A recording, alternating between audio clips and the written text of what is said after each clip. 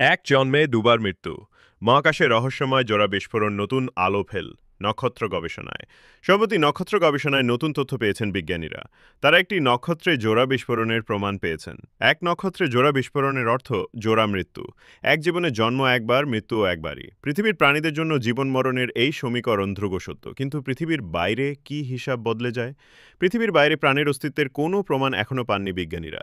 তবে মহাকাশে অসংখ্য নক্ষত্রের দিকে তারা নজর রেখেছেন, নক্ষত্রদের জন্ম মৃত্যুর হিসাব রেখেছেন। সম্প্রতি একটি পর্যবেক্ষণ নক্ষত্র গবেষণার যাবতীয় হিসাব নিকেশ উল্টে দিচ্ছে।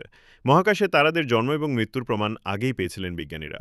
এখন মিলছে একই তারার একাধিক মৃত্যুর হদিস। অসীম মহাশূন্যের কোনো প্রান্তে কোনো রহস্য লুকিয়ে আছে, অধিকাংশেরই নাগাল পাওয়া যায় না।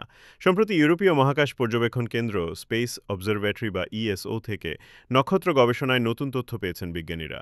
তারা একটি নক্ষত্রে জোড়া বিস্ফোরণের প্রমাণ পেয়েছেন। এক নক্ষত্রে জোড়া বিস্ফোরণের অর্থ জোড়া মৃত্যু। কিভাবে মৃত্যু হয় নক্ষত্রের?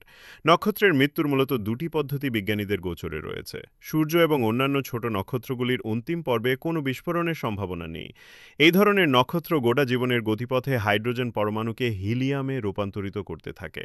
হাইড্রোজেন জ্বালানি শেষ হয়ে গেলে অভিকর্ষের ক্রমাগত টানে নক্ষত্রটি ভেঙে পড়তে শুরু করে। কোর সংকুচিত হলে সঙ্গে সঙ্গে কোরের চারপাশের প্লাজমার শেল হাইড্রোজেন পোড়ানোর কাজ শুরু করে।